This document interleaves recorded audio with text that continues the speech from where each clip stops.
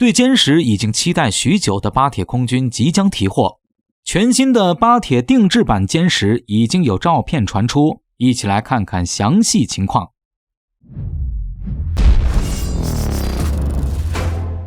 各位老铁们，大家好，欢迎收看本期迷彩虎，我是虎哥。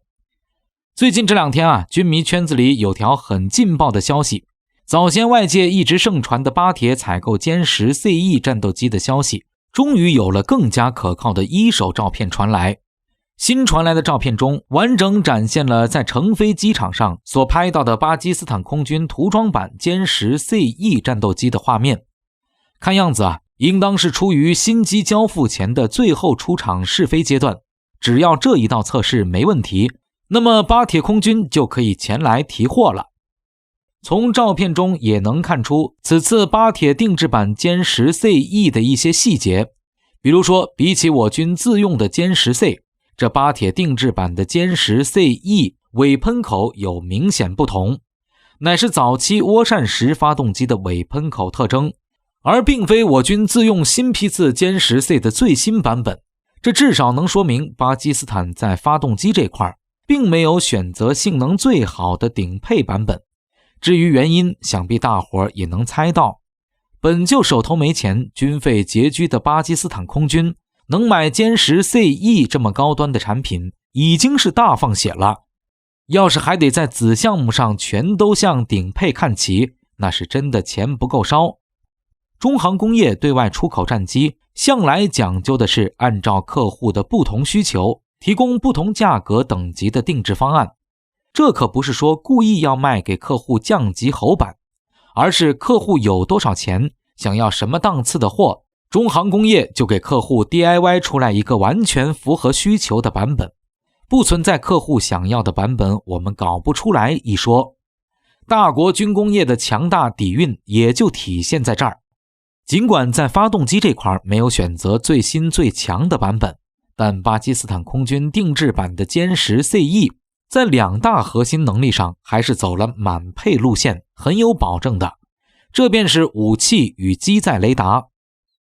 现代空战见面先手便是超视距甩中距弹互射，打不赢超视距作战，基本就相当于输了一多半的空战。而支撑起超视距作战能力的两项核心装备，一是机载雷达，二就是中距弹本身。在这里虎哥是单纯以战术机平台来给大家说，而不考虑诸如预警机等战术机平台本身以外的因素。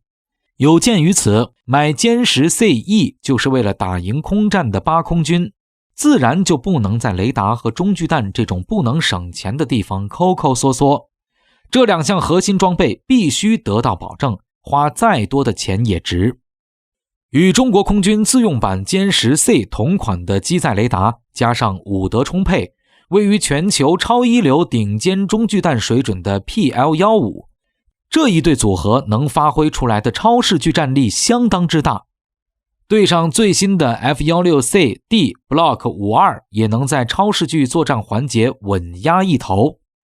与之对应的则是印度空军当初采购高端战力，也就是法国阵风战机的时候，只给阵风买了米卡导弹，没买号称欧洲最强中距弹的流星，属于买了匹好马但没配好鞍。至于具体原因是价格没谈妥，还是法国人的回扣给的不够多，那咱不知道，这也不是今天要说的重点。不过考虑到多用途需求并进行对应设计的阵风，在机头雷达尺寸上本就要比歼十 CE 小不少。机载雷达这个东西属于在技术水平差不多的前提下，谁家的雷达尺寸更大，谁就有更强的性能。所以理所应当的，阵风在雷达性能表现和有效探测距离上都要弱于歼十 CE。这雷达性能本就不如，先进中距弹更是直接没买。印度空军的阵风如果在实战中怼上巴铁的歼十 CE， 属于各方面都不占优势的，必然被一顿暴打，很难活过超视距作战阶段。加之走精英路线的巴铁飞行员，在单兵素质这一块本就要比摔飞机摔到怀疑人生的印度空军好处太多。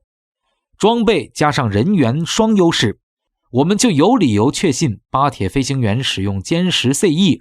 能在与印度空军的对抗中打出一个非常好的战绩，至少巴空军是有能力做到的。退一步讲，此次巴铁定制版的歼十 CE 成功出口，也预示着中国战机外销迎来了一个关键节点。巴铁空军本就是全球范围内实战几率最大的空军之一，常年与印度空军保持高强度对线，保不齐哪天就能和印度空军真刀真枪的过两招。倘若巴铁飞行员能开着歼十 CE， 隔着100多公里的距离，用 PL-15 把印军的阵风给打下来，那这可就是歼十 CE 出口外销的超级大喜讯了。诸如中国战机没有实战、性能存疑、经不住考验一类的言论，立刻就会不攻自破。有号称欧洲最强的阵风残骸踩在脚底，歼十 CE 日后的出口外销必然不愁卖，甚至可能会卖到脱销。而这听上去无比美好的一切，那自然就得靠巴铁的精英飞行员们来给力一把了。